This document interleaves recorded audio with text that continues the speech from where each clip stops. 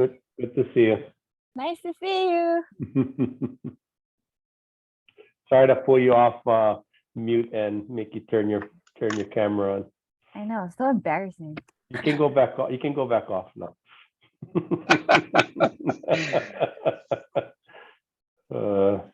Hi, Nikki, Denise, Victor, and Mike, and Ethan. I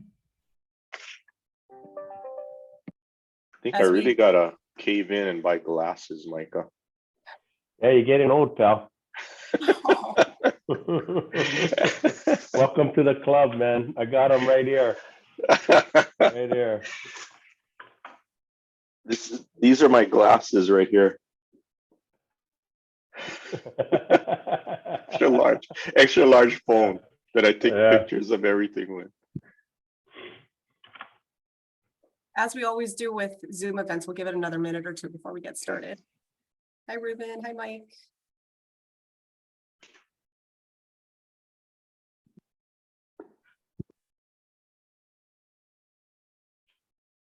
Nikki, how's the office? The AC. Oh, Oh, it's good. It's good to be back. I'm back almost full time, so like one day a week at home. And oh, then the nice. rest of the month.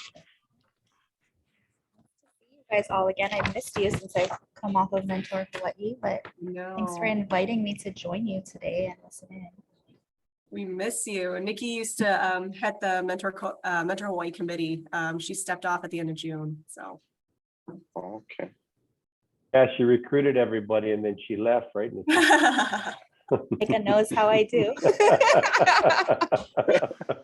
All the best mentors. Are you sitting near Victor?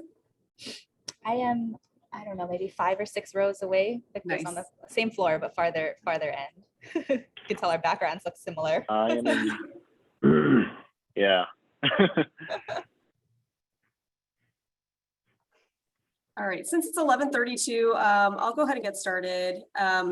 As you may or may not have anticipated, because of the hours that this event falls in, we will have participants coming in and out of the Zoom as their schedule allows. So thanks in advance for your patience and accommodation. But aloha, everyone. Happy Tuesday. We're super grateful that you have joined us today to hear from some of our community's most admired leaders who also happen to be cohort 7 mentors for Mentor Hawaii. We are going to record this discussion because there had been a lot of interest from people who couldn't make it today, but also to give the YP program a resource to share tidbits throughout the year for young professionals who aren't part of Mentor Hawaii, but could still benefit from the Matna'o shared today. As I shared with Micah, as we were talking story before everyone joined, this is our first time having a panel event with mentors from the current cohort. We thought that this was a great way for some of the mentees to hear from other mentors, especially those who had listed Micah, Rob, Anyang, and Dina as their top 3 choice during the application process. So we're hoping that what you guys are able to hear today complements the discussions and insights you've already gathered from your respective mentors. As a quick introduction, my name is Alina Ao-Young.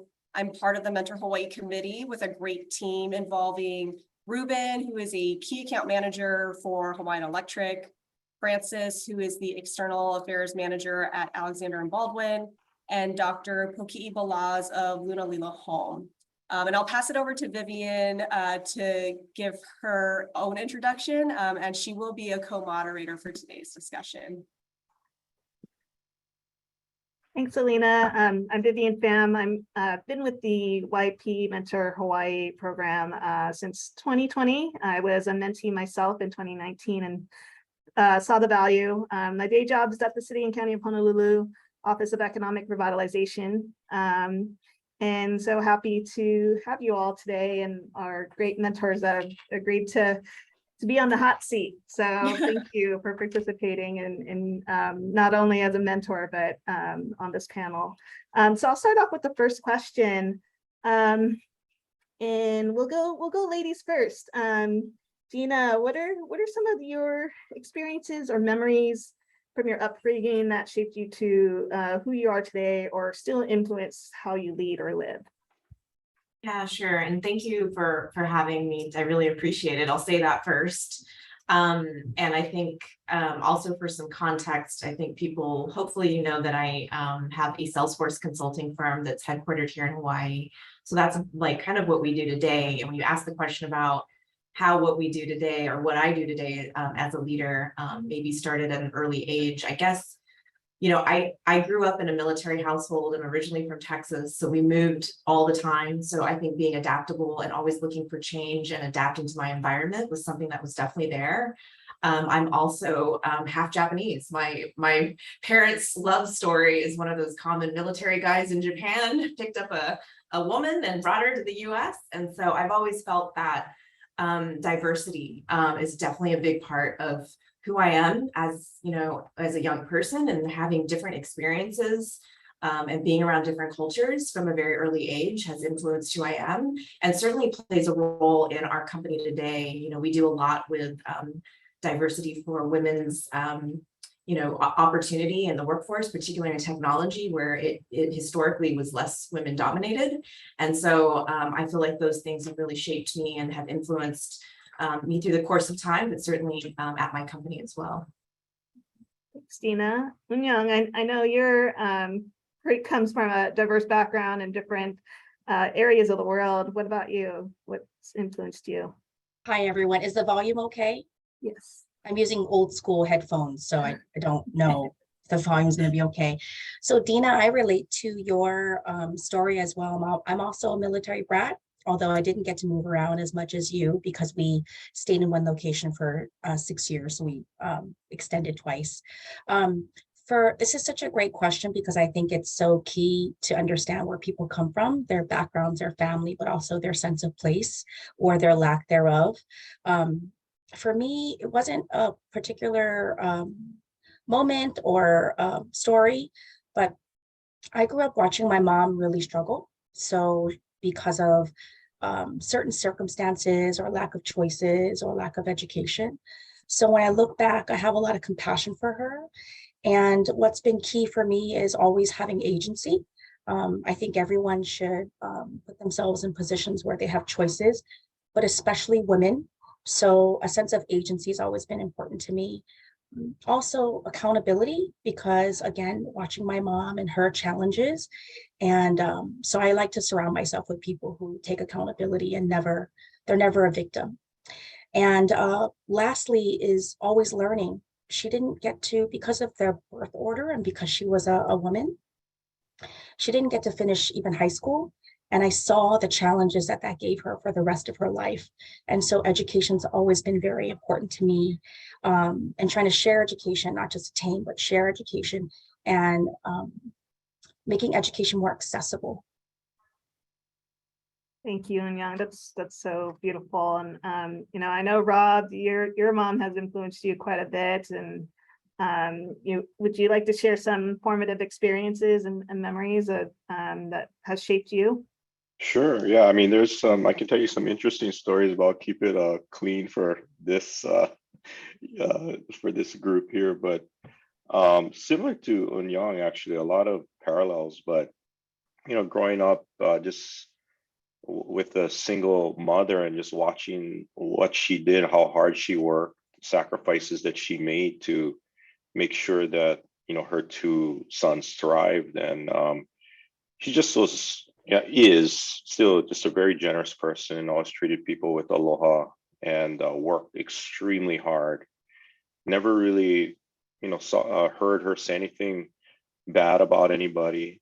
Always was constructive with us, you know, as a Hawaiian, Chinese, you know, background. I mean, she always emphasized education, and I saw the value of education when I observed her and my aunt, who both had the opportunity to go to Kamehameha schools as boarders from Hana, Maui.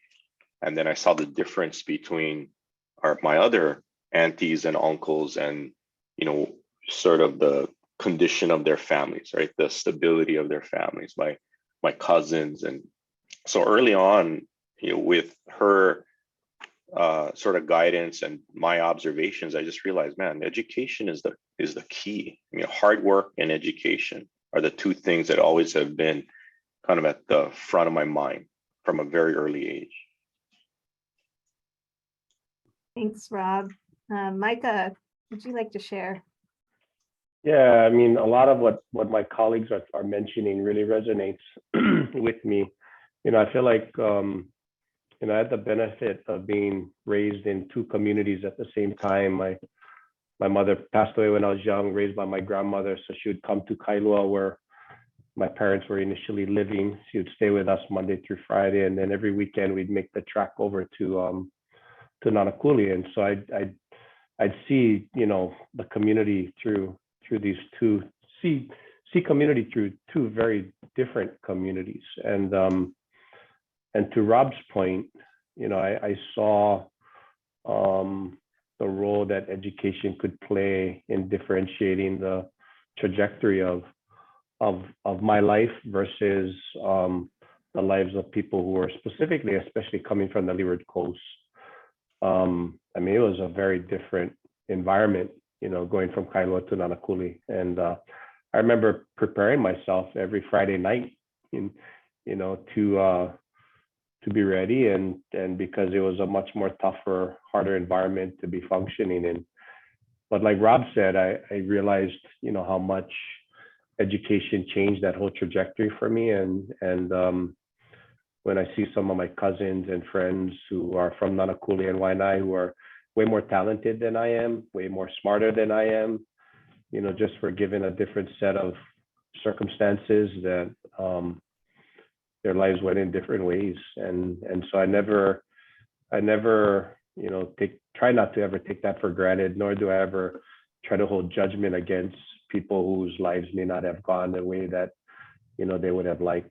So I think that kind of gets pretty tattooed in my head in terms of how I try to approach my work.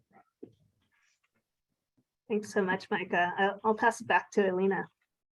Just a quick comment. It sounds like between what the four of you have shared, education and pursuing opportunities have been incredibly important from an early age of helping you guys get to where you are, and improving your own lives. I think on a personal level, I've taken the past year or two to reflect on my own upbringing. I think sometimes we don't take a moment to, you know, reflect on how we grew up and how that influences us today. So I think that is it can be painful sometimes, but I think it's absolutely necessary because we all start from somewhere. So for anyone who hasn't taken the time to do that, I encourage you to do so. As for our next question, what are some of your early personal and professional exposure to leadership that started the momentum for your own journey on that leadership path? And some sub questions for that are: who or what inspired you to pursue bigger or greater? And what did you realize you liked doing that put you on that path of leadership after you got inspiration and exposure? I know that was a very loaded question. Why don't we start with Rob? Sure. I guess it was, you know, the first day I met Micah Kane. Oh, come on, brother. No, I'm joking, man. I think it goes back to you know, what I said about observing my environment growing up in Maui. And you know, I saw the different trajectories of different parts of my family, those that had the opportunity and the drive to go get their education. And it was a stark contrast. So in my mind, when I'd always think about, hey, where do I want to be in 10 years, 15 years? I was from very early age, would always take the time to kind of dream, I guess, so that I knew, you know, the decisions I was making today lined me up to towards a vision for my future that, you know, I'll be happy with.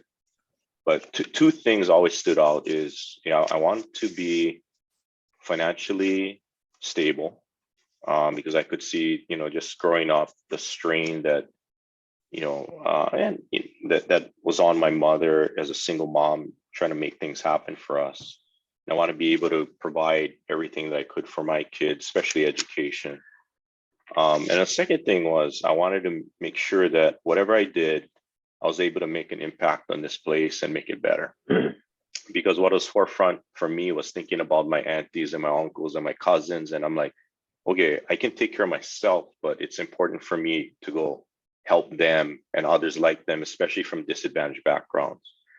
So as I've, pursued my career, I've never just, I've always tried to weight those things, right? I just have never let money overly influence the decision that I make in my career. It has to be the right opportunity for me to do well, but also to have a platform to exert influence in different parts of the community in whatever way I am able to, whether it be workforce development or housing or whatever it is. So Thank you so much, Rob, for sharing that. And I like the two concrete things that you focus on whenever you have opportunities. Dina, how about you? Sure. I think pretty early I learned taking control of my own future. And I can tell the story around it. I graduated from college. I was majored in information systems, and I got my first job as a software engineer. I was living in Texas. And at that time, I'm going to date myself a little bit, but the .com thingy was going nuts. And I thought, wow, this is amazing. And I kind of started my career not doing the web stuff. I started doing other types of technology. And so I told my boss, hey, I want to get into the web team. I want to move to that team because that's, obviously where everybody wanted to be. And my boss looked at me and he said, Dina, the only person in charge of your career is you. So you need to go talk to those managers. You need to go sort that out. I will support you, but I'm not going to do it for you.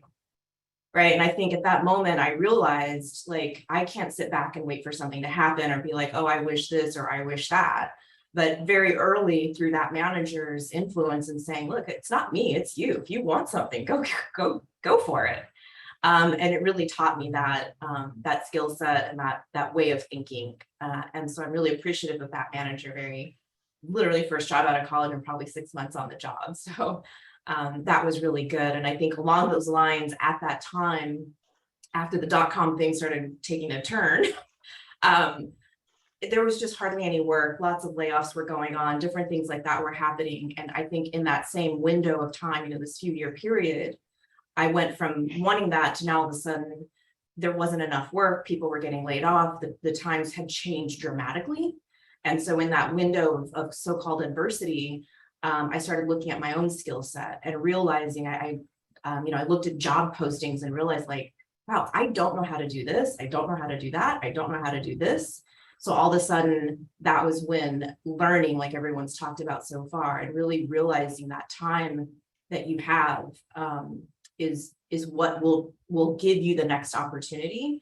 And so by learning, that's really also helped me kind of continue down that trajectory. I'm not sure if I'm completely answering all the questions that you had in there, but that's sort of what I would say kind of early on kind of put me on a trajectory towards leadership. This was not on the list of questions, but I do have a follow-up. That independent pursuit of opportunities and self-learning, et cetera. How do you balance that, especially in Hawaii, where it's stereotypically been you get opportunities based on who you know? That's a good question. I mean, I think for me, I've always felt that the proof is in the pudding, right? If someone questioned anything from me, I could always back it up. And I made it important for me to be able to back up anything that I said I could do or that I would be willing to do with real meat, real substance. And that's kind of been my approach. Relationships are everything too on top of that. But when you couple those two elements, it's been very important for me at least. So I don't know if that completely answers your question either. I feel like I'm not answering your actual questions, but I don't know if that helps or if I can help elaborate. No, I appreciate that because I feel like my past two positions have been based on qualifications because as a transplant, my network and my family history are non-existent here or have been. So just being able to prove yourself, I think, is a great way to get in the door when you don't have that kind of local relationship. 100%. It's actually a good follow-up question. I jump in on that because you know, even though I am from here, right, I had no connectivity to the business community at all. Like my mother worked for City and Colony, my dad was a mechanic. So I didn't have people opening doors for me. But what I did do to create those opportunities is I just ran to the fire. I ran to the stuff that nobody else wanted to do because I felt like, oh, I'm going to learn a lot from this. And it was tougher, paid less, but that's the sacrifice, that's the investment I made in myself in the early years, knowing that I needed to go do these things because it was going to teach me something that normally other people wouldn't have. Yeah. And I would be able to bring something different to the table other than just my work ethic. So you got to be willing to just go do the dirty stuff and make that commitment of time and energy to just crack open those doors in the future that you can sneak into. That's very encouraging because I feel like I'm always in a position of doing dirty work. So it's meaningful dirty work. And Yeah, I'd like to add to that. And oh, thank you for calling on me. I'd like to add to that. I so enjoyed listening to both Dina and Rob just now. So a few things. I didn't have a family. I didn't have a name to myself. I went to public school all the way public school. Yes, McKinley, UH, all that jazz. So just building on what Dina and Rob already shared, when you don't have the leg up, it is a little harder, but it's not impossible, obviously, by all of us, not just the mentors, but all of us in this room today, including you folks. So just know that you don't have to have a last name. You don't have to have a Punahou education. You don't have to go to you don't have to get a fancy MBA, but you do have to work really, really hard. And you, as Rob said, you have to take, you have to run. I always tell people, like, run towards the problems, right? Because that's where the gold is. Don't sign up to do the holidays party. Don't sign up to do the big sale. Sign up to raise your hand for that project that nobody wants, because you're going to learn so much. And, you know, when we talk about not having the leg up with the connections, it takes time, but you can build a reputation. And part of building a reputation, I think, is not just hard work and your values, but I think giving back. And when you give, and you don't do it for Machiavellian reasons, expecting anything in return, this community doesn't know how to say no. This community will take care of you. So the more you give, you're going to get back tenfold. I don't really remember what your original question was, but that is my contribution. A very valuable one, Young. Thank you. And Micah, as a refresher of the question that had like 2 sub-questions to it, what's your, and Unyang, feel free to follow up as well. What are some of your early personal or professional exposures to leadership that was the momentum for your own journey on that path?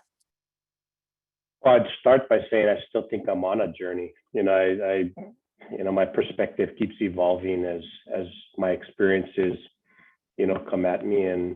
But I think when I reflect back on my career, I was motivated by, I think, 2 things. One, by other leaders. I was always chasing leaders. I wanted to learn from them. I wanted to be relevant to them. And there was always people that, inspired me in some way, shape, or form. And so I really didn't desire to be them, nor did I desire to want to be a leader, but it was just, I found inspiration by serving them. It really made me feel good to be relevant to their success. And then I think kind of what happens, I think, for me was, you start getting a degree of authority and you start realizing, that, and I felt the gratification of that, of being relevant and seeing how a leader could help me be successful in whatever I was doing, not intentionally, but you feel that good. And I started being inspired by doing that for others. And I'm more motivated today by seeing the people I work with succeed than any success that I may get personally. I don't find a lot of I don't desire to be in the first seat, but I definitely desire to feel the gratification of seeing the people I work with do well at every level, and to see the impact that our work can have on other people. And yeah, and it worked so far, so I just you just keep doing it. So that's kind of my story. Who are the leaders today that you are still around, still learning from, still inspired by? The one that had probably the biggest impact on me was Lingo, just because the experiences and the intimacy of those experiences, and the loneliness of the journey, and the labeling, and it was a long run. I worked with her from 1996 to 2008 with various hats in various positions, and got a chance to see a lot of good and a lot of challenges.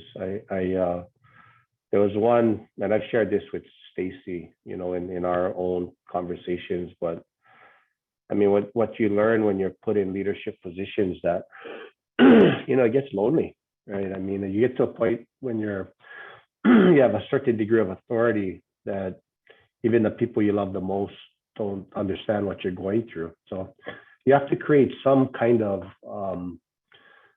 pillar to lean on internally that takes time to build. It's not something even your closest friends can relate to, and it's really, high exposure type stuff. And if you think that you're going to build that pull internally overnight, you're fooling yourself. It takes time. And some people do it through prayer, some people do it through meditation, some people do it through exercise, but it's definitely intentional in building something within yourself, so that when those lonely days hit you, you're still solid, or you can at least work your way through it. But that's been a lifelong journey for me that I still try to practice today. That's very interesting, because I feel like the topic that I'm seeing more on either LinkedIn or Harvard Business School is the loneliness of leadership, which is really fascinating. You think with this wide network, with a huge team to oversee, it wouldn't be the case, but it's fascinating to hear you say that. Could I add something to that? So two things. The loneliness is real. Interestingly enough, myself and a few other women who are on the advisory board for the Patsy T. Mink Center, we have a Patsy T. Mink Leadership Alliance, and we were talking about scaffolding a different program. And we're all very close, and we're all in the room together, and we all confess to each other how lonely we are. And the irony of that, even though we're physically together, we know we can text each other, we know we have a wide network, but there's just something to be said for the increasing and accelerating loneliness as you continue to grow as a person and a leader. But I would also add that I would offer that it lends more importance to being proactive about, some people call it a kitchen cabinet, some people call it your posse, some people call it a crew, but it's really important who you surround yourself with. And I would offer that it's not just people, your contemporaries, but it's been a wonderful part of my life. But I encourage everyone to have relationships of all generations. I tend to really enjoy time with people who are older than me. I think it's because my soul is 60. So I really enjoy being around people who are in their 50s, 60s, and 70s. They're like my jam. But I would just encourage everybody to understand that the loneliness will increase, and you have to have coping skills. And first and foremost, you have to be your friend and your confidant, but you can be very proactive about the people that you surround yourself with, because it can be your uplift, that cheesy wind beneath your wings, including your family, or it can be your downfall if you don't have the right people around you. And the first and foremost is you have to have trust because it is a small town. And so if you do need to call someone in your kitchen cabinet and vent, you can't have that come out. Yeah, I want to add one other point if I could. I think I think it's along the same lines that Ong Young is going at in terms of how you shore yourself up around the things maybe that you're not so strong at. I mean, I think the more candid you can be with your own vulnerabilities to yourself, you know, the better off you'll be. I think those people who try to, you know, show that they don't have vulnerabilities, or I mean, you can push the BS button pretty quickly, and everybody knows it. They may not acknowledge it, but everybody on this screen would be able to point it out. And I think you think you're being able to hide it, but you're really not. And so I think really doesn't make you weak to have vulnerabilities. I think we all have them, and I think the sooner you can kind of come to grips with them and try to find ways to, as Onion said, surround yourself with people that can help you, or for you to be able to kind of figure out how you can be better is just a better track to go. Before I pass it off to Vivian, since she did say you guys would be in the hot seat, what are one or two vulnerabilities that you guys would like to share? Especially as a leader, and then, you know, in talking about the loneliness of leadership. Are any of you guys insecure? Or Since I brought it up, maybe I'll start. I think you know, I think there isn't a time that I'm in a meeting where, you know, you don't have some kind of insecurity about your capability. You know, I think it was I get it here in town where, you know, you think you're around a bunch of smart people and you kind of go, well, can I compete with these guys? But I felt it most when I would go to Washington, D.C. early on in my career, and I'd have to wear a coat that I wore once a year, and you know, the tie, you know, wasn't ever tied well, and nothing ever fit. Everything was tight, you know, and I'm uncomfortable. And you're sitting around this conference table, and everybody looks so perfect, you know.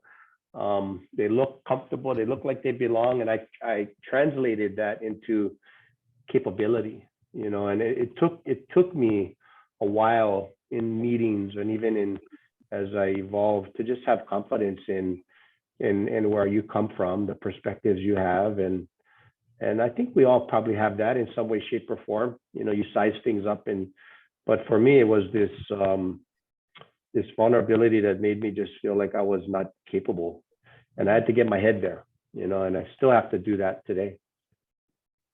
thank you for sharing that, Micah. I think I would. Oh, go ahead. No, go ahead, Rob, please. I have to really think about this one because, and I'll probably give you another answer if I had like an hour to think about it. But I think sometimes feeling like I'm out of touch, you know, with my stakeholder group, because I have responsibilities in different sort of spaces, right? My day job, commitment schools, some of the other organizations that I'm involved with, and so sometimes I feel like, man, am I? And you know, I've been accused of thinking very differently, right? So the struggle to make sure the way I'm articulating things and explaining things and understanding things, you know, is you know, fully, I can be fully informed and I can understand perspectives of the people that I'm engaged with, and I work hard at that. But sometimes I feel really uncomfortable in situations because I don't think I necessarily I might be just a little out of touch with certain stakeholder groups. So I support what Micah and Rob have all said. I think Christy mentions it. It's, you know, technically called imposter syndrome or some variation of that. So I would, you know, offer that. I regularly go through that, and I hope that every single person here who's a young professional knows that it's totally normal. You can have a bad day, a bad week, a bad month, and everybody at every level is asking questions of themselves and having this feeling. And for me, it's, no matter the validation, no matter the words, no matter the reality, no matter the facts, sometimes I get this spiral in my head of, am I good enough? Am I good enough for this meeting, this group of people, this project, this client, what have you? Or even, when I got this invite to participate in this panel, I'm like, oh, am I good enough? So it's just it's unfortunate, but it's normal. And then a little one is I'm getting worried lately that I'm losing touch with technology, that I'm becoming that person. So I'm becoming like, okay, I'm 44 now. So now I'm okay, but I'm reaching that point where I'm not going to be as tech agile. Good thing you have Dina, and it reminds me of a meme I saw, and I hate bringing up Instagram, but it was a meme that says, we're all so frustrated with helping our parents learn technology, but then when we see new ones, we're like, I'm not learning that. So it's happening with just us too. So Dina, any thoughts on vulnerabilities? Yeah, I mean, I think a thing that gets me a lot is I always feel behind, always, just like I'm always behind. And I think starting to give myself the forgiveness, if you will, to say I'm not always gonna get everything perfect. Give myself a little latitude was a bit of a learning thing over the last few years as our company has grown. I think definitely echoing what everyone has said about, periodically I'm questioning, am I doing the right thing for the company? Am I doing the right thing for the team? Am I doing the right, you always think like, am I doing the right thing? And I've definitely been in those situations. Like Micah had mentioned, we were around these other people and you're like, gosh, they seem so much this or so much that. And then, but when you dive a layer deep, I started to realize, you know what? They also are, just like, there's some stuff that they do that I don't really think, is completely put together or really comprehending what risks are around the corner. And I started to realize like, hey, you know what? We all have that vulnerability. We all feel that way. So all we can do, and so it gives me the encouragement is to always think like, am I doing the right thing? And I'll just be like, okay, I've looked at my options. This is what I feel good about. I'm going with it. And so I think giving myself that ability to realize other people have the same, everyone has the same thing. So We're not the only ones. yeah, I think, sure. yeah, I think the way I'm just looking at one of the questions in the chat or in the second part, how do you overcome it? And I think about, when I'm in situations where, I feel I have some doubt, I always look to engage with somebody that I respect and get feedback from them and have conversations with them, and that I think helps, get your head in the right space, that you're thinking about the right things and you can do what's expected. And I think over time, you just execute and your track record will speak for itself, and you make sure you look back at what you did and make sure you take the time to feel proud of that. And that, is, I think, provides a little bit of that confidence boost that lets you get over that hill.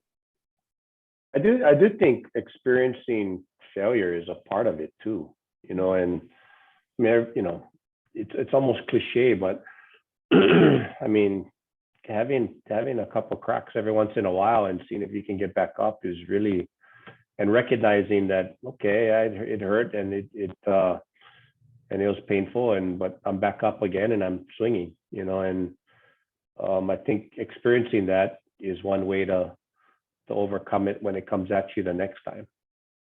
I think, yeah, I think I agree with what Micah said. I also think about, just I made a comment about your track record, right? It doesn't necessarily need to be just in your career. I would always think about when I was first starting out, I'll think about situations where I wasn't good at something, but I put in the work, I put in the time, and then I became good at something. And, it all went back to sports for me, right? I would think about, okay, I was slower than everybody else, but I practiced super hard. So I'm going to look at my work or my education like, okay, I'm going to practice super hard. Okay. And you're able to get past that.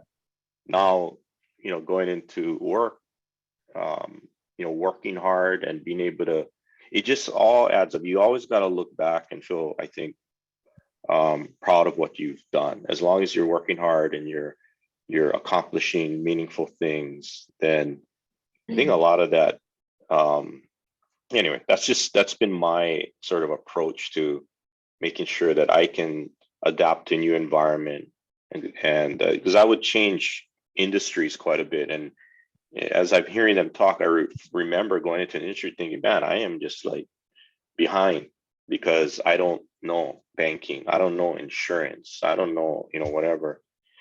But going back to what worked, the formula that worked for me in the past, which was working super hard and making sure I was very targeted about what I was trying to accomplish. And that was sort of always my what I would lean on to make sure that I could feel that I could handle this, I could accomplish it. Yeah, I'd like to highlight something Rob just said, and maybe because I really believe in it too, is my opinion is that in past times, being a specialist and having deep knowledge was key.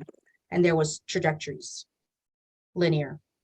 And I would offer that going forward, there's more of a generalist opportunity.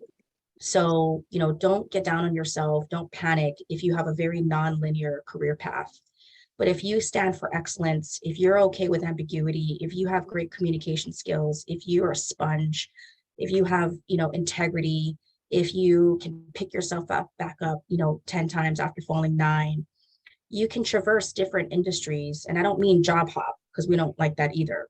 But you can be courageous and, go from pharmaceuticals to, airlines to medicine, what have you. And you can do that and create kind of like sometimes you would see students in college create their own degree. So in the sense you can create your own career, and there is a through line. It doesn't have to be, it's often not linear, and it's okay. The other comment is consistency. So when you're giving back and working hard and building your tribe and whatnot, consistency is key. I would personally offer that I can tell when people treat you one way when you're in one circle, or in another way in another circle, and this meeting or this job or whatnot. And whenever I face inconsistency in someone, in anyone, someone below me, next to me, above me, around me, it makes me distrust them. So consistency is really key. I think how you treat the janitor is your true self. So you might want to audit yourself, and it's okay if you find yourself being inconsistent and maybe not being as kind to the person who deserves the most kindness. It's not like you suck and you failed. It's like, okay, I didn't realize that. What does that mean about myself? And how can I get better? I think consistency is really key, especially in Hawaii. These were all very good, overwhelmingly good. So thank you for going deeper with that question, sharing that, especially as leaders here in the community. I'm gonna have Vivian pose the third question we have. Yeah, thanks, Selena. Thanks to all the mentors. Coming along the line of running towards that fire, taking risks, and that might end in failure. Can you share some high-risk opportunities or roles that you took that has been critical to where you've gotten today? And maybe, one a success and one that might be didn't land as well. And I know, Rob, you had talked about, kind of going to different industries. So maybe I'll start off with you. Sure. Yeah, I think the risk that comes to mind is I started my career in public accounting, not because I like accounting, no offense to any accountants on the call, but because I saw it as a way to get home and then to figure out what I wanted to do. And I thought it would be good, almost like residency, a good residency training kind of program for myself. And then, I ended up doing well in my firm. Was PricewaterhouseCoopers at the time, Coopers & Lybrand, and then PricewaterhouseCoopers. And then they were going to send me to partner training in New York. And I was on this partner track in public accounting, and that was around the time of Sarbanes-Oxley and all that. And I had and I spent my time kind of rotating through the West Coast and Hawaii. So I did LA, San Fran, San Jose, and Hawaii. So that's kind of, I got exposure from a lot of industries, but with this promotion, you know, it would have been hard for me to come home. And that was important to me. That was whole part of my vision, right? Was to come home and be a leader here, and appreciating Hawaii and its people and its culture even more after I had gone to college. And it was really important for me to be here. But the financial terms of the opportunity was just really hard to ignore, because the other objective I had was financial security, right? So it was I had to do a lot of soul searching. And I had a customer here in Hawaii, which is the John A. Burns School of Medicine, when they were still up in Manoa. They were talking about the medical school losing its accreditation and you know, shutting it down and reallocating the budget to other schools, other colleges in the University of Hawaii. And Governor Cayetano at the time wanted to use the medical school, wanted to rebuild it, and wanted to use it as a catalyst for biotech in Hawaii, and also, you know, for it to continue to train our local physicians. And so they called us in to do this investigative thing to review all kinds of things about the medical school. It wasn't being run well, all kinds of allegations, fraud and things like that. And it was a mess. I remember, you know, I gave my report to Ed Cadman at the time, who was the dean, who came over from Yale, and he said, Rob, would you consider, you know, joining my team? And he was such a nice guy. I remember telling him, I remember thinking, I wouldn't touch this place with a 10-foot pole. It's so messed up. And I went home, you know, talked to my future wife and said, hey, what do you think? And she was kind of, you know, all in on the New York thing. And I told her, I honestly think I want to go do this. I want to go help them rebuild the medical school, because I think this is the kind of experience that's going to change me.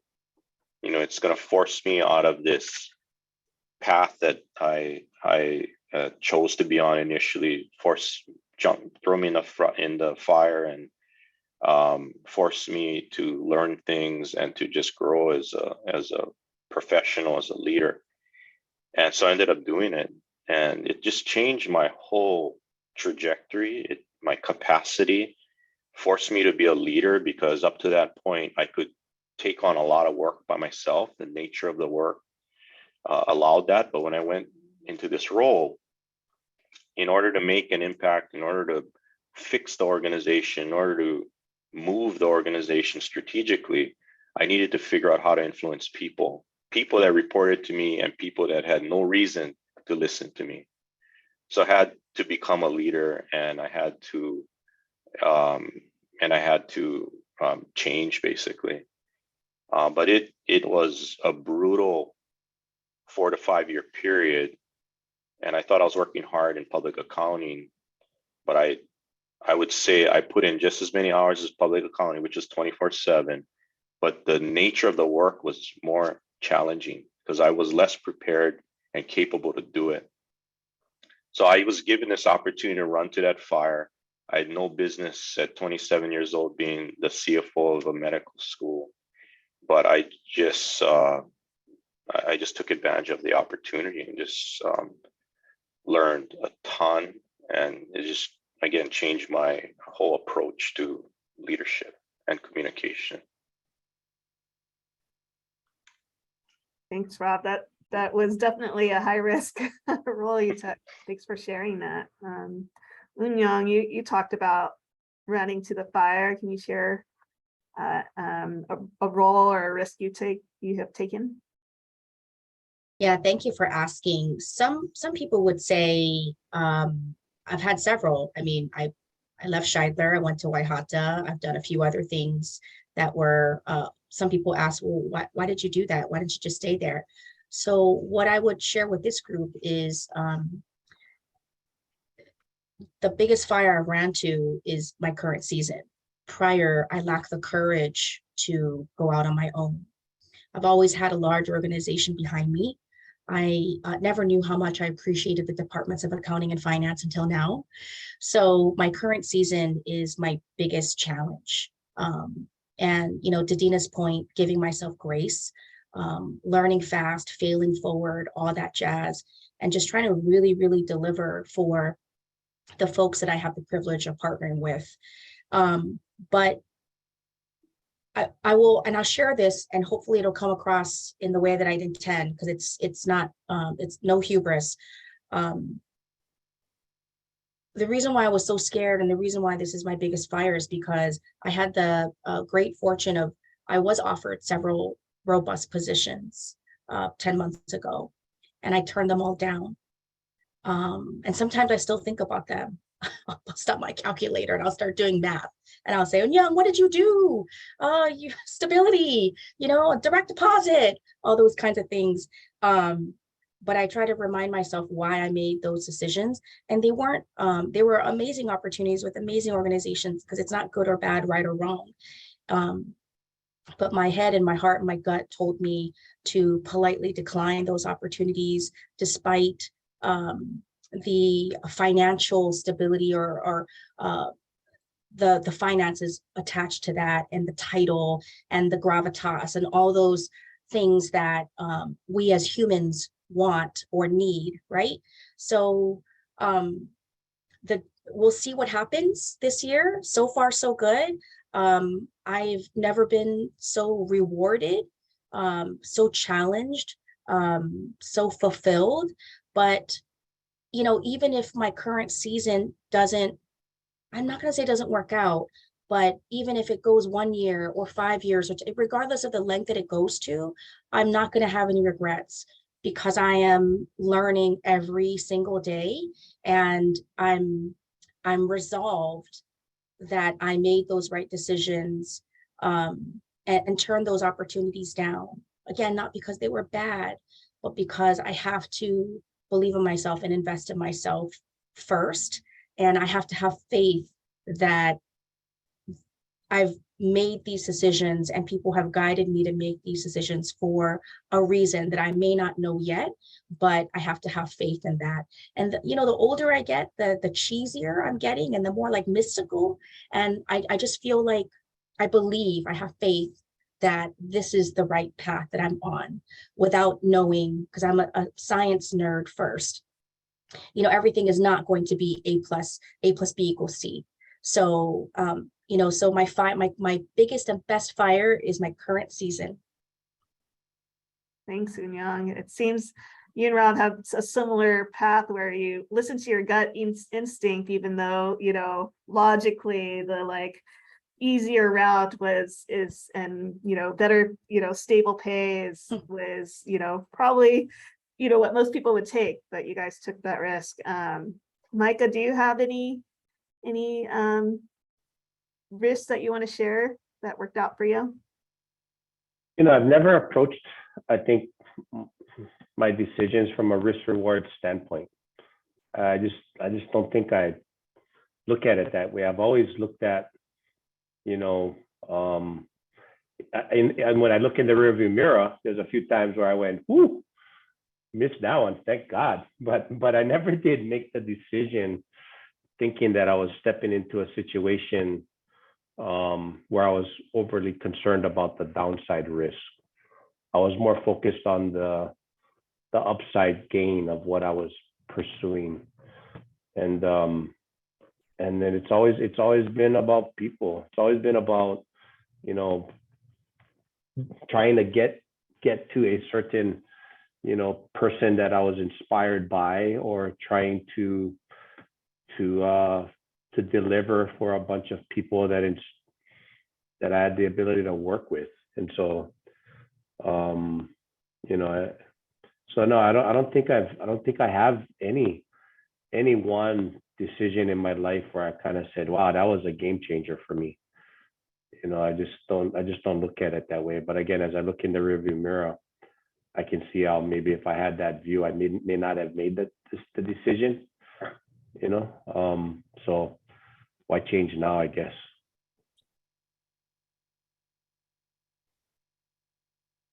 Thanks, Micah. Dina, do you have any opportunities that you would deem high risk that placed you where you are today? Yeah, I mean, starting a business is definitely extremely high risk. It's a very exciting thing, particularly at the beginning, like, oh, yay. And then it's like, oh, wow, it's a lot.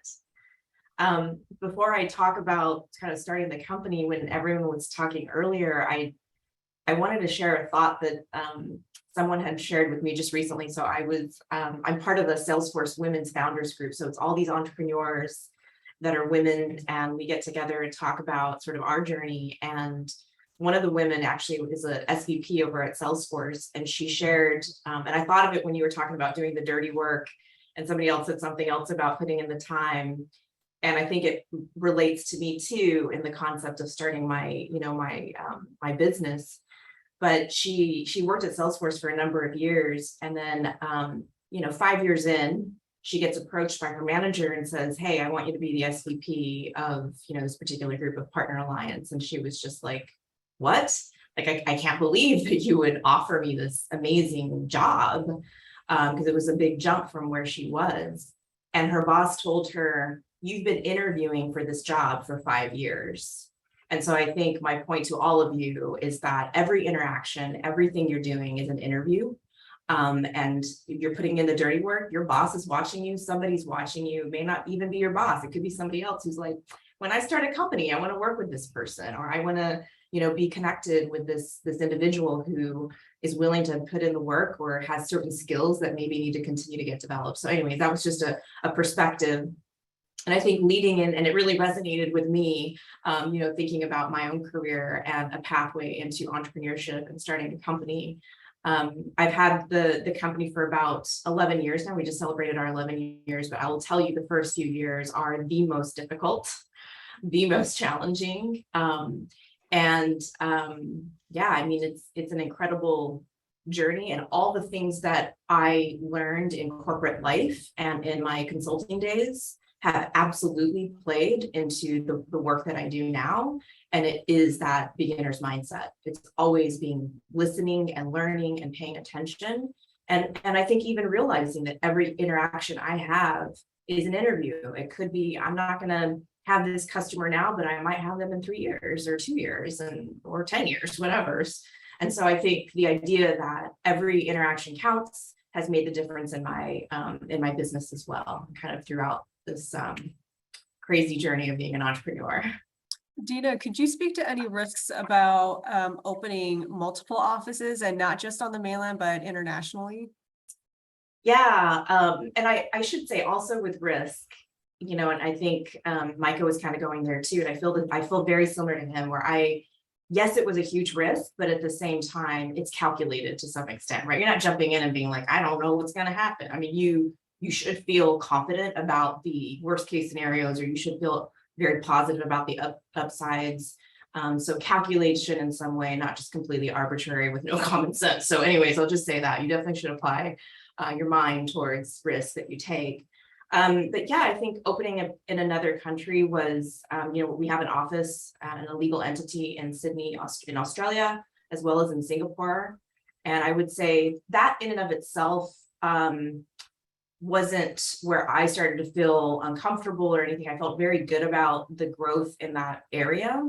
But I will say, like, the pandemic and sort of how do I adjust to this new world where I can't get there and I can't control certain things, and really being able to navigate that was, I don't know if you call it a risk, but it was certainly a challenging moment to navigate. I had a plan for what I was going to do, and now I can't go. So, that was definitely a challenging moment through the last few years of dealing with change and learning to be adaptable to an environment that no one could have ever predicted. But it's been great working with other countries. I think that diversity really plays in well with who we are as a company too. So I think knowing what you're willing to do and how that complements the overall strategy of the company has been an area where I felt confident in the decisions to do those things. Thank you all for sharing. I'm going to jump into the fourth question, which is, what would you have done differently, if anything, as an under 40-year-old professional that our mentees can take away? Why do I always get like the 2-3-part questions? And then with that, do you have advice that's distinct for professionals under 30-year-olds, a 30-year-old versus professionals who are in that 30 to 40-year-old range? I'm going to start with Dina. Sure. Yeah. I think for me, if I look back on things that worked out well for me, I think similar to Rob, there were definitely times in my career where I chased opportunity rather than money, because I knew that having that experience under my belt would be more valuable for me in the long run. And so, yes, I could get a job and get higher paid doing this, but what would I learn? What would I gain? What would position me for better growth and learning? And I would say, I don't know if it's necessary. I think it could have been reinforced more. And I would definitely say, like, in your 30s and 20s and 30s, and I mean, all the way, it's constantly learning and chasing opportunity rather than necessarily the funds that come with it. So thinking about that big picture end game has been really important for me, and always having, again, that I loved that thing that just happened this week when she made that comment about every action is an interview. And when you have that perspective, everything matters, right? You care so much more about everything that you do. And, again, in hindsight, there's probably times when I cared a little bit less and I should have cared more. And so I think definitely, anybody, thinking about their career, not even knowing where it could end up, everything matters, and having that perspective that this small task, this big task, this mid-sized task matters, and I should really give it my all. Awesome. Thank you, Dina. What about you, Micah? Yeah, I think for me, it's and this would hold true for in your 20s, for me, 20s, 30s, 40s, 50s, even today, I mean, being in my 50s, that if the home port's not good, you're not going to be at your best, at least for me. And so when the home port was good, when my relationship with my wife was good, when I was paying attention and being intentional about spending the time with my family, and being smart about that, and being real honest about that, I was at my best. And when I wasn't performing at my best, because you're consciously thinking about that. And so, I mean, that was a constant for me. Now, if I look back, when I took my eye off of that, or if I took things for granted, I took my wife for granted, I took, time with my kids for granted, it catches up to you, and you and that's important to me. And so if I'm not strong there, I'm not performing. So for those of you who have partners or who have families, think about that. If that's important to you, then make that be part of your pillar that makes you a better colleague, a better leader, as opposed to doing well in spite of that, which I see many people do. And I've had to do that myself, throughout my career. But it you don't realize how much of an energy soaker that is. So, and again, I'm in my 50s now, and it's something that, my wife and I have to be very intentional about, finding time to just, talk stories, spend time together. Yeah. Young, what about you? Advice for the under 40s?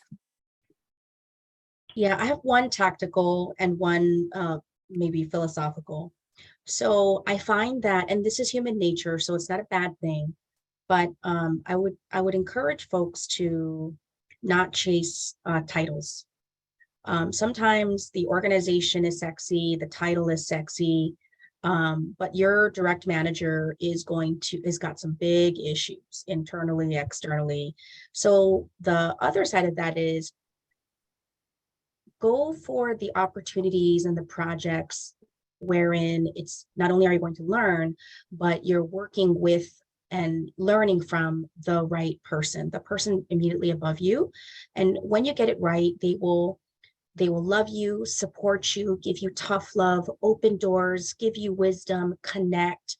And then you can imagine the flip side.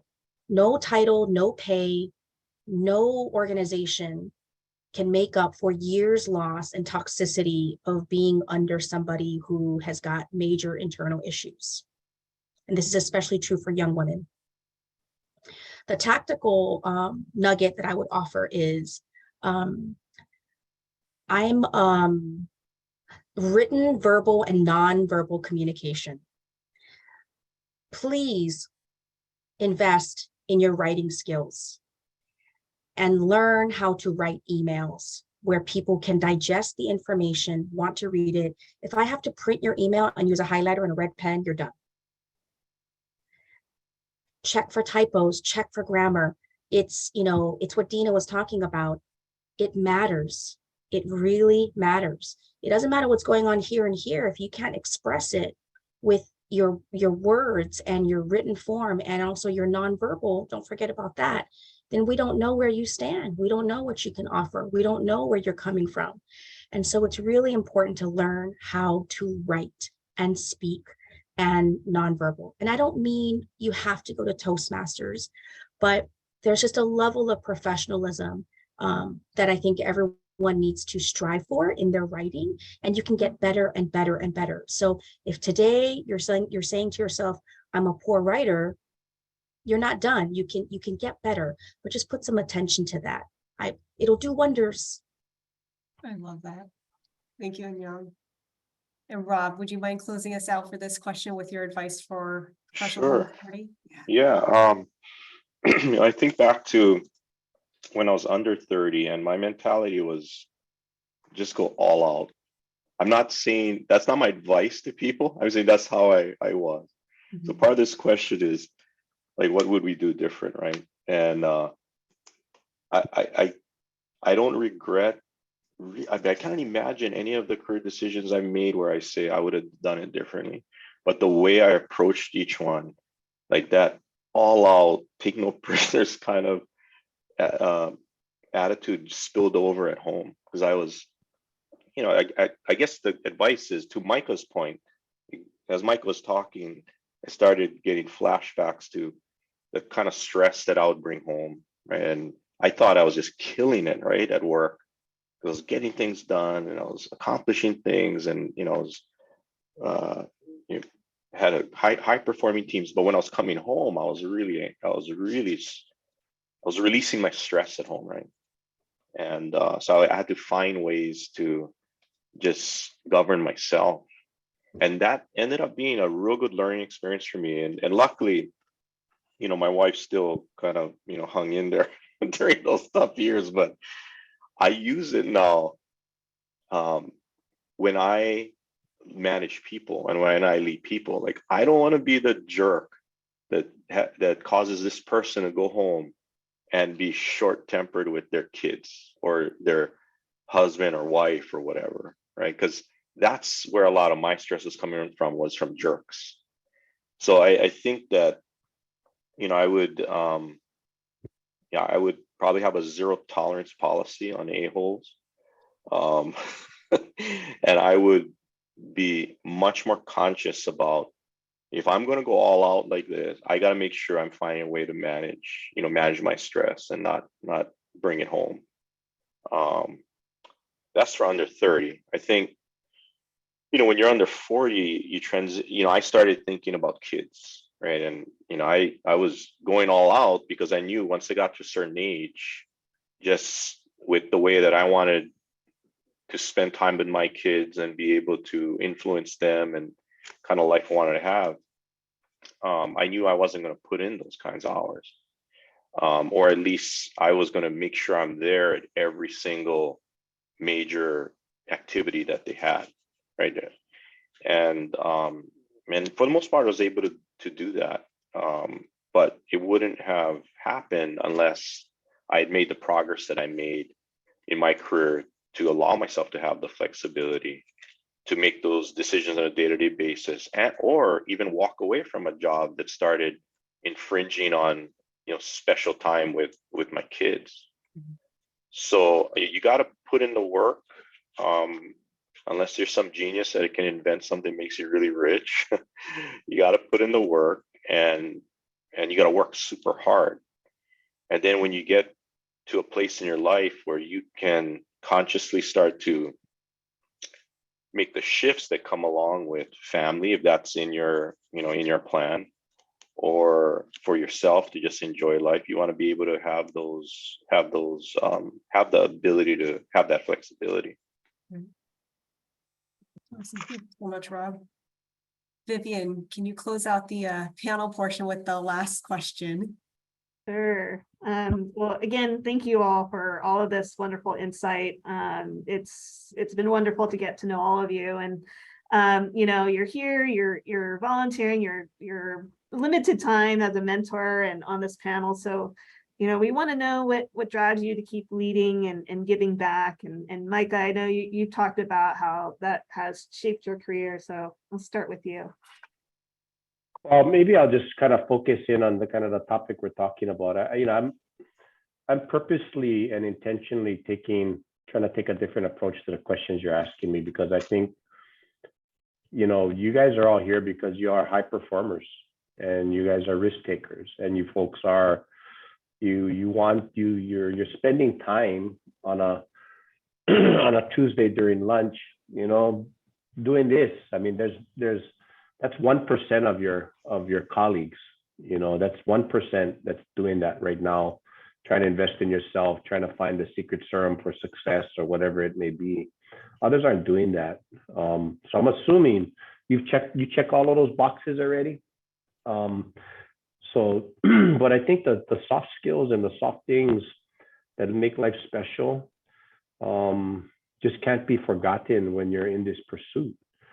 And for those of us who are now kind of moving on later in our career, I mean, it may sound soft and it may sound like, oh yeah, it's the truth. I mean, there's a way to have both, and it's actually a 1 + 1 = 4 kind of a thing if you can really do it. And so I know that's not really answering your question, Vivian, but I really think it's important for you guys to soak that in. And as far as what drives me, I see so much opportunity in our home of here in Hawaii that we're underperforming in.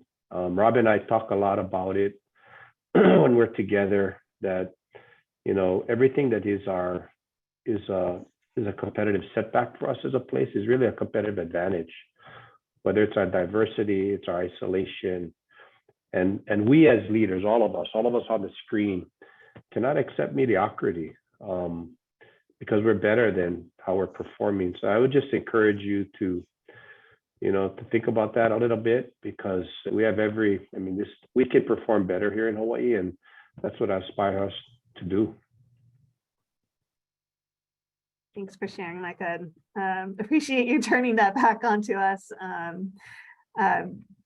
for reflection and insight. Dina, would you like to share what drives you to keep leading and giving back?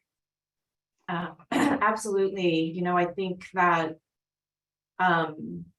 continuing the pursuit of our company is really what continues to keep me going. And I think it's multifaceted. Obviously, it's not just one thing, but when you get down to the nuts and bolts of it as a company, I feel really proud of how we can help others add value and help their businesses do more on the Salesforce platform. So obviously expanding that reach and being able to add value to companies it's very rewarding to see that that helps others at its foundation. And yes, it is how we also make money. So that's nice. And I think in addition to that, Mark Benioff, who's the founder of Salesforce, he came out with a book recently, and he always talks about this, how, business is also the greatest platform for change.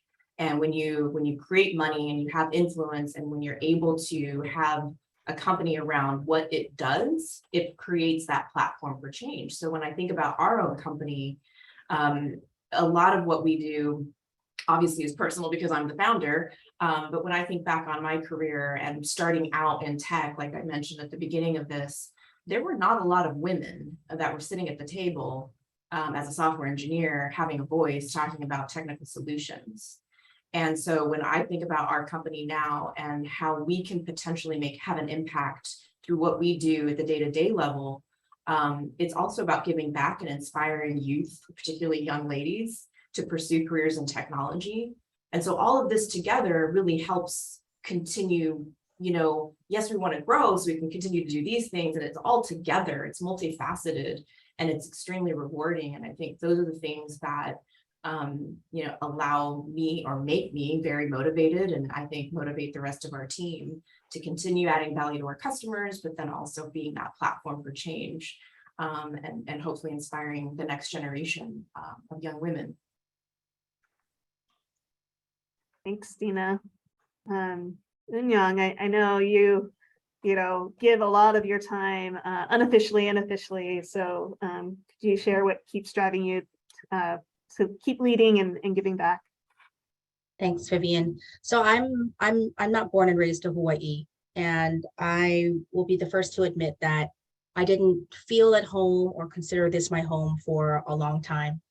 So only when I got married to a local boy and, got my mortgage and we had a child and basically roots, right? I had to create my own roots.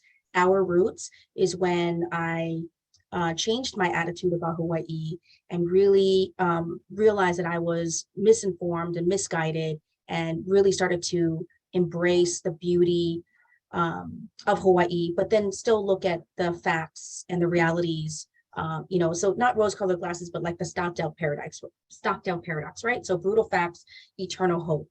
So the reason why I give back is, and just say yes, is because it's usually the person who's asking me, and so I just say yes because they've said yes to me before. So it's not tit for tat, but these are all relationships that I want to honor and respect and show aloha. And so along those lines, I've received so many blessings from people. And whenever I ask them, how can I repay you? They always tell me, just pay it forward. So that's one reason. The second reason, when I give of time or treasure or talent or make connections, it's usually along a few paths. And one is women, uplifting women, young women. If I can share any small iota of wisdom from failures that I've tried to learn from, then I'm going to try to do that so that maybe they suffer a little less, because we're still dealing with misogyny and patriarchy and all that great stuff, right? It's still happening out there. And then the other part is education.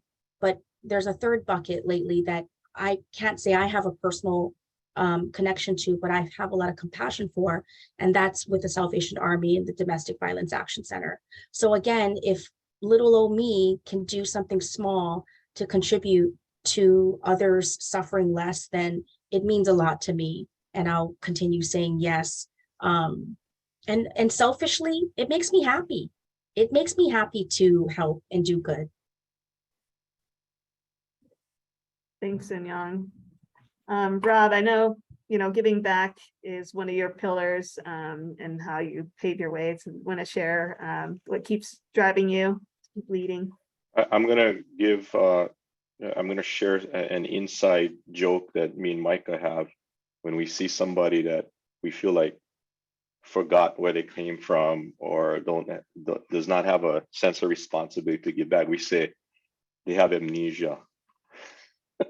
So don't get amnesia is the main thing there. And it what it speaks to is, like, for a lot of us, they come from very humble beginnings.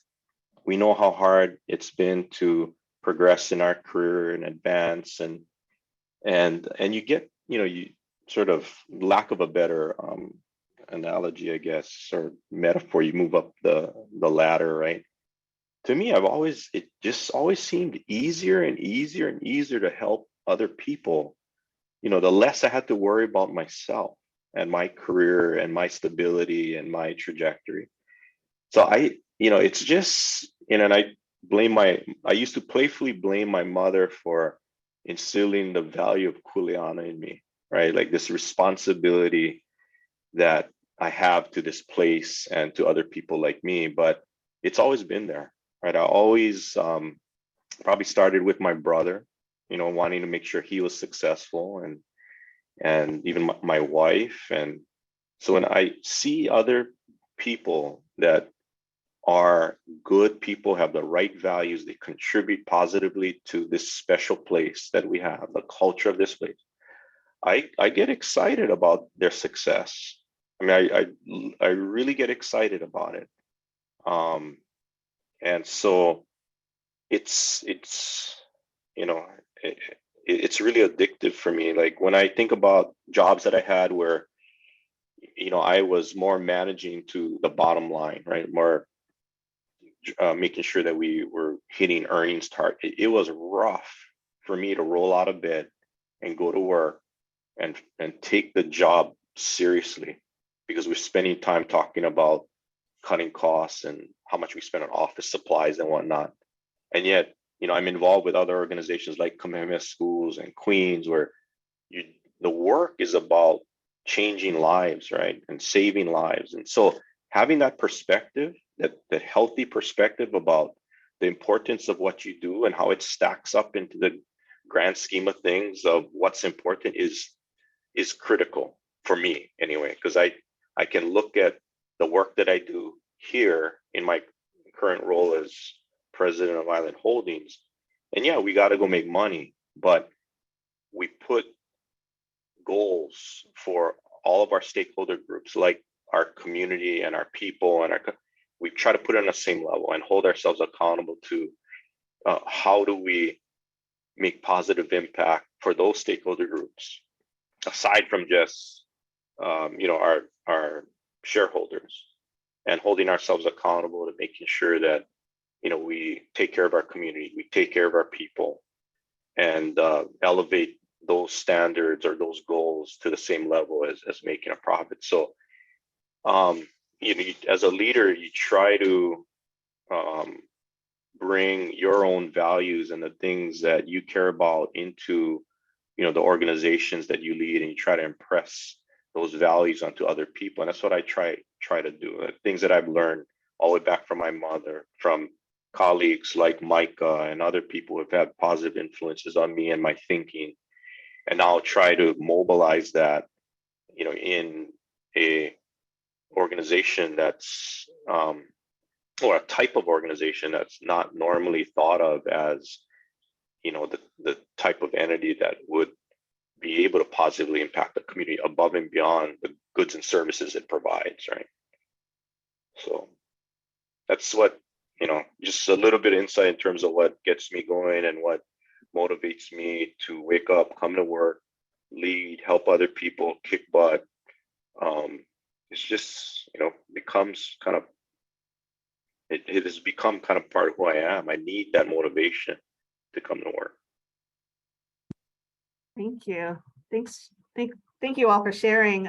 This has been such a great, robust conversation, and I know we're almost nearing time, but didn't know if we had time for one question, if anyone wanted to ask anything, or I'm looking at Alina as well for our timekeeper. I know I got 4 questions from Adrian. So let me See if we can answer one quick. Yeah. Let's see.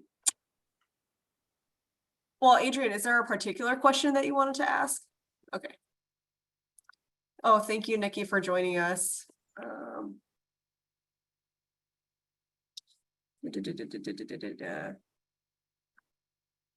Well, Adrian's questions were also like multi-part, like paragraphs.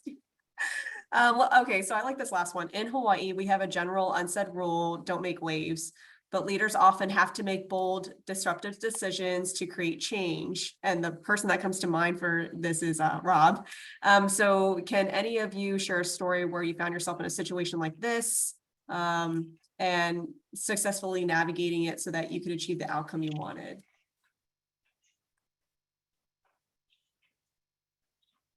Micah would be good at this one too. Yeah. Everybody would, but I'm interested to hear what Michael would say.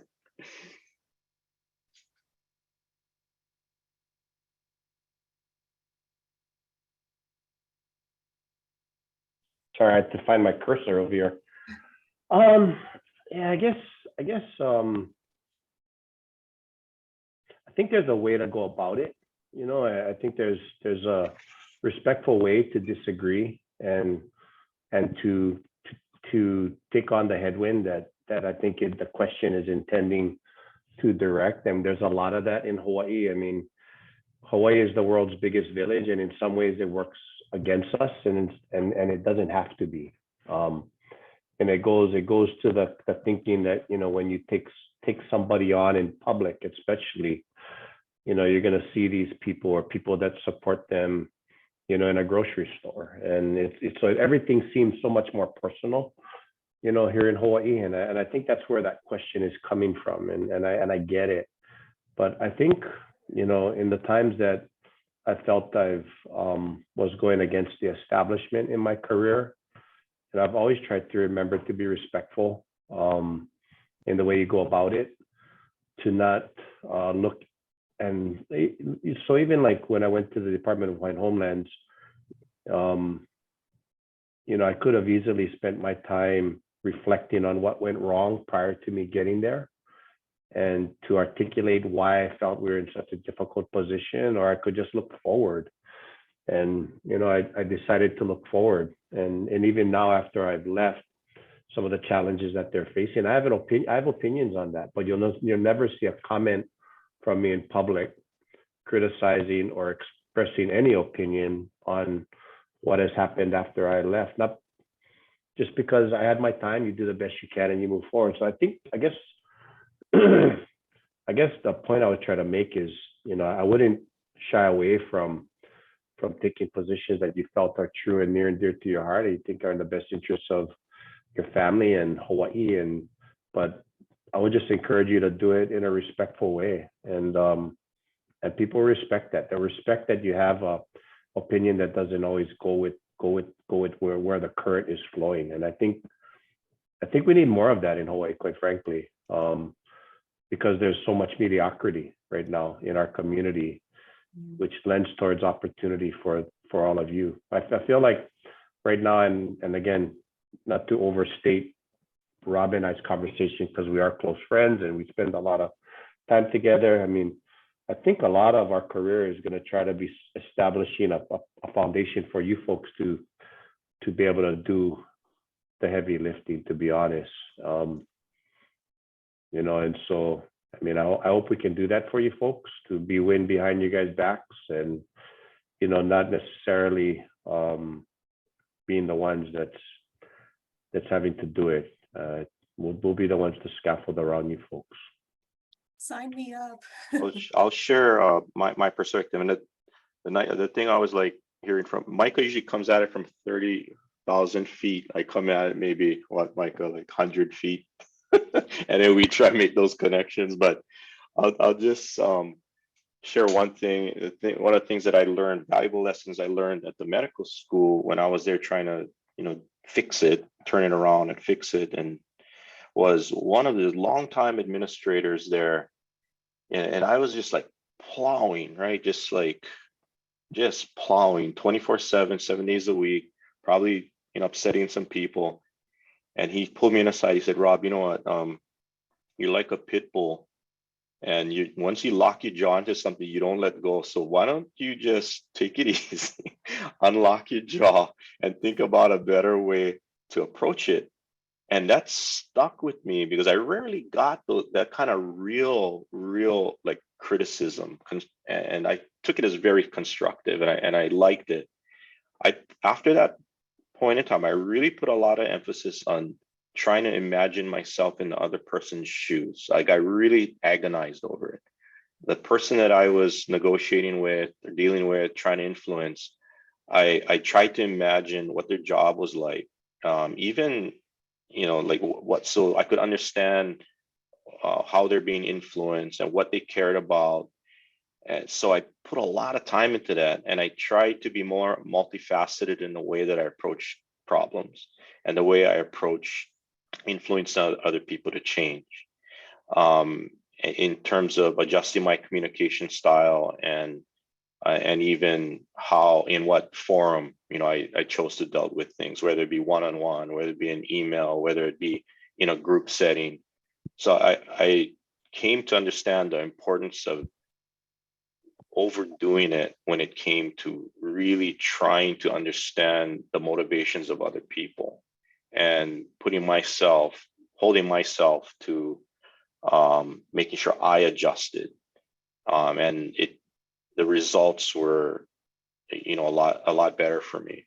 And but it's definitely not easy to do. And so that was one of the critical things for me, where I had to make an adjustment, going from a technical expert to being a leader that had to shift an organization. Thank you for that, Rob and Micah. Dina and Young, anything? I know we're at 1 o'clock, but if there is something you did want to share about making waves, free to do so. All right. Well, the reason why I set this for an hour and a half is because I've hosted many panel discussions, and 45 minutes to an hour has never been enough. So I really appreciate you all sticking around for the hour and a half, especially over lunch on a Tuesday. But again, want to thank Micah, Rob, and Young, and Dina for joining us, sharing their mana'o, especially with us young professionals, being part of Mentor Hawaii. If you guys want to reach out to any of the mentors with other questions or feedback, feel free to let Vivian and I know. We can definitely get you guys connected. And for the mentees on the call, we do have a Pahana on Thursday from 5 to 7 at Dave & Buster's. So please come out. We are covering 2 drinks, but make your own dinner plans. So I hope to see you all there. But again, mahalo to everyone for joining us this afternoon, and have a great rest of your week. Take care, everybody. Thank you. Bye. Hello, everyone. Mahalo. Bye.